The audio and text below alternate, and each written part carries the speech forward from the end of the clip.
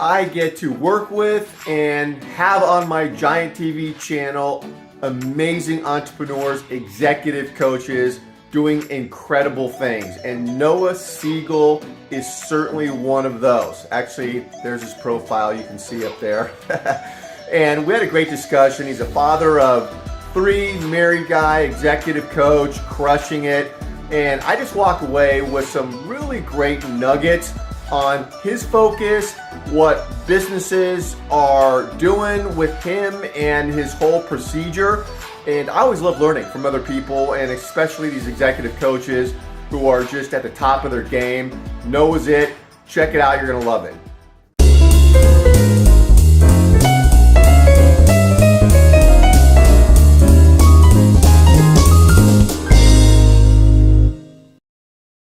Hi, everybody. This is Paul Hitchcock, founder and president of Giant Jacks Media. Welcome to Giant TV. This is my channel where I provide value, get you connected to entrepreneurs, executive coaches doing amazing things. And Noah Segal is one of those guys. Noah, welcome. Thanks, Paul. Glad to be here. Yeah, this is awesome. And you and I have had a chance to get to know each other a bit offline. And you are a Focal Point certified business and executive coach. Yep. And I know you're doing awesome things. Let's get into this. Tell us what your focus is there at Focal Point. Yeah, so I'm industry agnostic, first of all, which I know some people kind of focus on a specific industry or sector. I don't, which is, good and bad. And I think the good part for me is that I'm always learning something new. I'm always talking to people and learning about new businesses, new industries. Yep. But I specifically, I guess in terms of ideal clients for me, there's two profiles. One is on the business coaching side, which is small, medium-sized business owners. That's sort of the core of Focal Point one-to-one business coaching, especially anybody who is either trying to grow, kind of get to the next stage of growth and figure out how to put systems and processes in place to make that work. Or sometimes they've recently grown and are struggling because they don't have those systems and processes in place. And that's something that I can help with a lot. And then I would say the third thing that a lot of small, medium-sized business owners are facing is just trying to get time back for themselves. I mean, maybe they're at a good point in terms of the life cycle of their business and growth and happy with their revenue and their profitability, but Yeah. they're working late nights, they're working weekends, they don't have time for hobbies and spending time with their family. And that's another thing that I can help with, through focusing on improving productivity, focusing on the highest value added activities that the business owner can do, and there's sort of a process to plan strategically and do that. And then on the executive coaching side, in the corporate setting where most of my professional background is, that's it's a different fundamentally the Focal Point curriculum is very similar, but it's focused in a different way to for, in my case, specifically for directors, VPs, leading cross-functional teams in a large corporation, Yeah. because I have experience in that space, and I think I understand the frustrations and the challenges of a lot of people that are there. And I especially love working with teams in general. So if whenever there's an opportunity to work with both a leader and with their team, that is kind of a perfect world for me. Yeah, no. So let me ask you this. So when you are getting involved with a business, what does that initial interaction look like? I mean, they don't know what they don't know, right? So you're getting in there and they might not even know they have problems. So is there sort of a discovery, exploratory thing? Like what happens first? Yeah, you're right on target there. It's really a series of conversations. It starts with what we would call a discovery conversation. And it's mostly me asking a lot of questions and sometimes might feel like an interrogation at first, but the purpose is what I'm trying to do is really to dig deep and figure out first of all, what is that individual's vision of the future? Where are you today? Where do you want to be in, let's say, 12 to 18 months or whatever the time frame is that we're looking at? And then there's a sort of a couple more conversations. The final one, before I work together with a client is about an hour long, and it's called, at Focal Point, we call it a strategic business review, or an SBR. Is this But Zoom or in person? it can be either way. I mean, I always prefer in person whenever Yeah. possible, but sometimes, geographically that just doesn't make sense. So So you'll go to the company if they want you to be there, you're going. yeah, yeah. Ideally, I would love to be on site, at the company, Yeah. meet people, see the office or see the site, location, and that's ideal. But sometimes it just doesn't work that way. It can all be done over Zoom too. But essentially, it's really just a series of conversations, and then it's sort of a mutual agreement that I can help, and that we've identified what the main challenges are, what some of the main obstacles are, and then I basically we put together a customized coaching program for that individual client, and it's all based on the Focal Point coaching curriculum, which is very Yeah. robust and covers a series of topics through different modules. But ultimately, each program is different because each client is different and each business is different. Yeah. So I imagine when you're going in there and initially talking with the leader, there may be like 15 million things going on that need attention. So Sure. you have to be massively organized. And then how do you prioritize? Like what are some of the common things you're prioritizing that you're seeing at these companies when there's a bunch going on, bunch of stuff? Yeah, that's a great question. And I mean, uh you can usually categorize any challenge or any issue that a business or a business leader is facing into one of four categories. It's either time, team, money, or strategy slash future planning. So, but those categories interact with one another all the time. So you're right. There could be, we could identify 10 or 15 issues that we want to Yeah. tackle, but I think the key is prioritizing, right? And saying, okay, what is going to, if we pick one or two to focus on first and foremost, we're going to get more traction than if we try to, boil the ocean and do everything at once. So, a big part of it is prioritizing, and initially at least prioritizing based off of where can we get the biggest, quickest wins, either from a financial perspective, whether it's about growth or profitability, or whether it's about managing a team, either on retention or just optimizing how the team works together. Whatever that's part of what we hash out in those conversations, is to say, okay, what is a one or two usually initial areas that we want to tackle first, Yeah. and as we do that, it will either expose more areas that we want to, that we need to work on Hmm. uh, afterwards, or it might actually help solve some of the other problems because they're all so intertwined. So I have this vision when you're getting involved with an owner in a business, you're sitting down with that person, and then let's say it then moves forward into you needing to interact with the team, right? Then let's say the Hmm. management team, whatever. What does that look like? Because is it, you ever encounter like, oh God, here comes this guy in here and he's going to talk to us? I mean, people are so busy. Maybe they're not invested in the company the way they should be.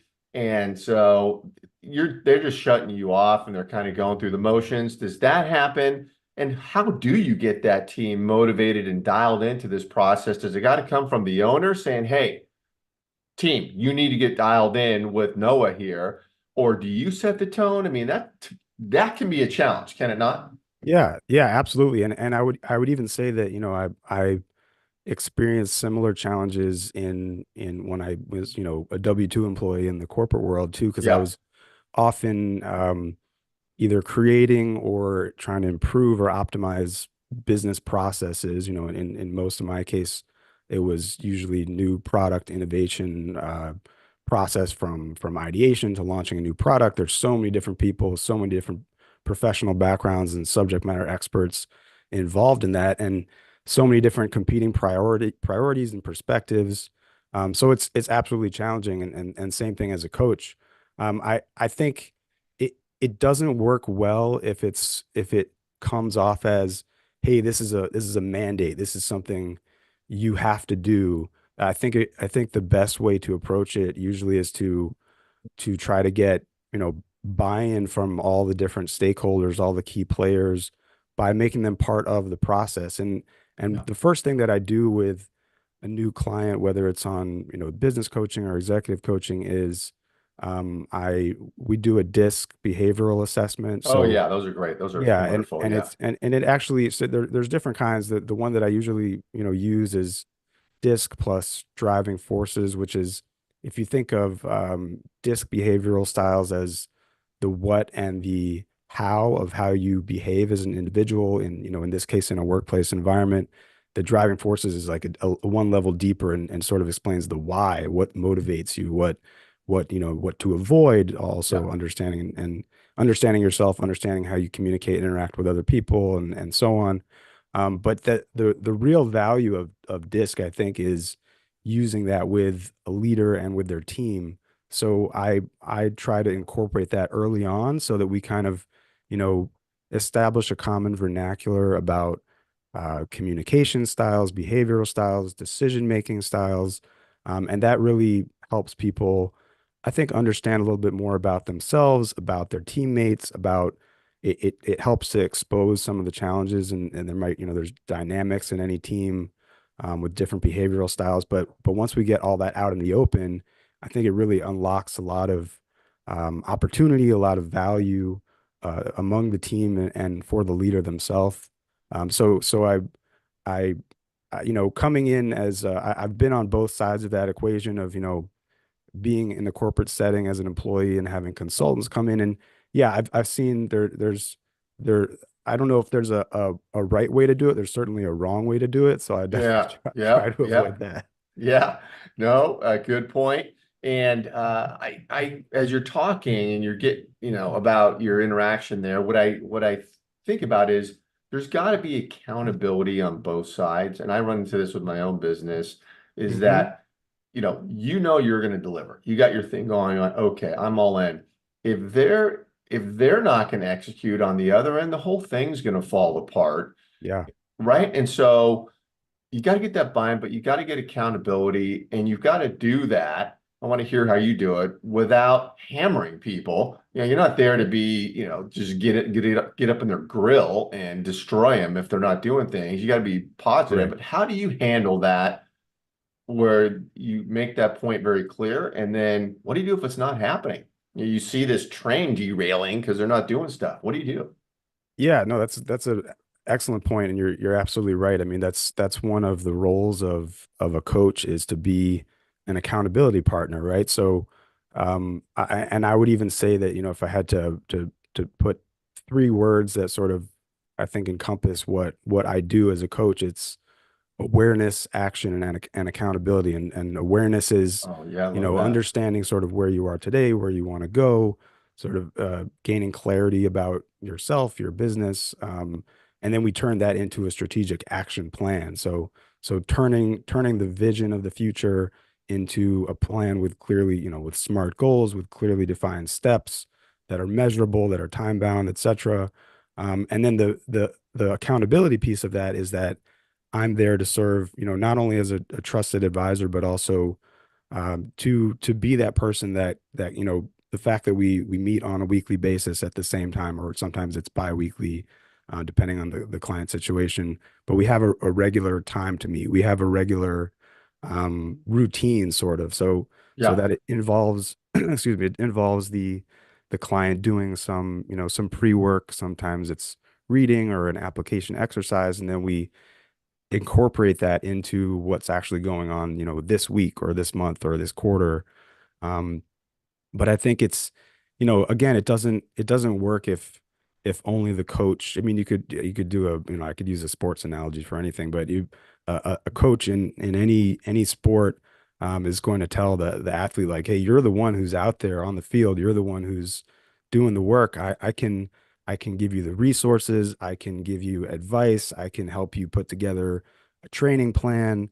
Be a sounding board for you to vent to or bounce ideas Yeah. off of. But at the end of the Yeah. day, the athlete, or in my case, the client is the one running their business or running their team. So I can't, it's, there has to be a mutual accountability, I guess, and mutual understanding that and commitment to the process. And that's one of the reasons why, with Focal Point, I don't use contracts. It's all, month to month essentially. Oh, okay. Yeah. And Great.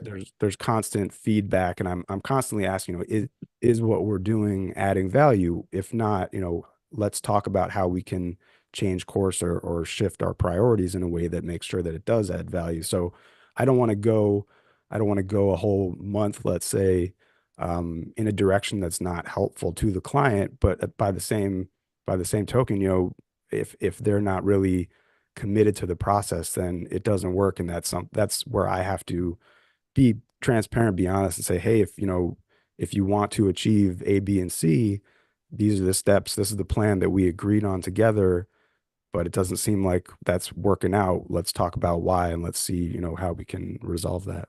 Yeah. And that point about we all have heard before that all experts in every industry have a coach. Professional athletes, Yeah. musicians have a coach. And I always think, does Tony Robbins have a coach? I don't know, but I would imagine he does only. And I mean, I have my own, I have another Focal Point coach, a couple actually who are my coaches and mentors that I Yeah, meet with on yeah, a regular yeah. basis, because Oh, I'm also, invaluable, yeah, invaluable, yeah. And invaluable. even the CEO of Focal Point, the whole company has his own coach. So, Yeah, yeah. we're fully committed to the coaching process from both sides. And it's, I will say, it's much easier for me to hold a client accountable and help them than it is to follow that myself, which is why I need someone else to be my own accountability partner too. Yeah, for sure. And I got to ask you this. So, I imagine you have a sort of a complimentary strategy session that you will do for somebody if they're, along the way someone's interested. What do you do? Do you get on Zoom and can I just get to know? What is that something you have? Yeah, yeah, absolutely. So, I mean, sometimes it starts in person, sometimes it's over, it's digital and it ends up being a phone Yeah. call or Zoom. But yeah, absolutely. I mean, it usually starts with a 20-minute discovery coaching call. And then Not a the sales pitch. You're not pitching them. This is, hey, no, does no, it I make mean, sense to work together? yeah, and I mean, to be perfectly honest, when I got into this, I don't have a sales background, so I was thinking, okay, if I'm gonna be an independent business owner, if I'm gonna be a business coach, I don't like being sold to, in a high pressure Nobody kind of does. sales. Yeah. Yeah, nobody Yeah. does. So Nobody I does. Yeah. never wanted to be on the other side of that, and I knew I couldn't do it authentically, and that's one of the things that I really love about the Focal Point methodology and process is it's really it's much more organic than that. It's much more like it's a series of conversations and we're finding out together if we're a good fit. Because coaching it's an intimate relationship, and it really only works if you sync up together in terms of the way that you work and approach problem solving. So Yeah. so yeah, I don't feel like I'm selling anything. I You're building a relationship and yeah, finding out if exactly. there's value there. Yeah. Yeah, absolutely. Yeah, no, that's great.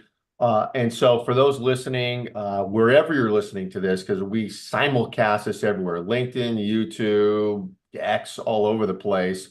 Noah's information will be around this. So highly encourage you to get connected with Noah. I've seen your content, Noah. It's awesome, the stuff you're doing. And you and I were Thank you. talking offline about music because uh, this is interesting. We both love music. We're Spotify guys. Yeah. How do you yourself, do you balance? You have a good balance, with the personal and the business. You're doing a good job there.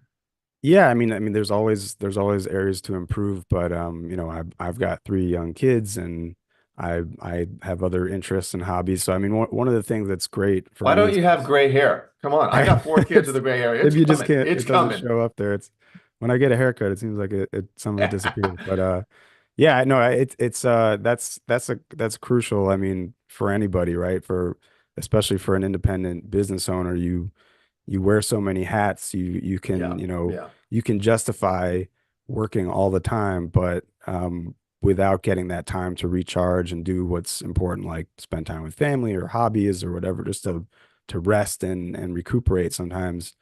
It's necessary. It's not just a luxury. I think it's part of what makes any business owner, any leader better at what they do, because you come back recharged, you come back ready, mentally focused. So yeah, I try. I think there's always ways to improve, but I love frankly, I just love the flexibility and control that I have for the most part over my schedule and my business that I Yeah. I didn't have when I was an employee. Yeah, well, you didn't mention on Spotify when we were talking offline that one of your top songs on there is Wheels on the Bus Go Round and Round with those Right, kids, yeah. right? It's got to be on there So I somewhere. had to separate my Spotify from like the Amazon Music on Alexa, because then I get all the kid stuff, and I was like, I already hear it. I don't need to, hear it when I'm driving too. God, I remember, I mean, that thing, it's like, I remember that. And yeah, so many things. We could have a lot to talk about there at the kids. Well, this is awesome, Noah. Appreciate you doing this. And yeah, obviously, we're going to stay connected, track your progress. You're doing great things. So, I really appreciate you being on. Thanks so much, Paul. I'm so glad to be here, and it's a great conversation. I appreciate it. Okay, see you soon. All right, take care.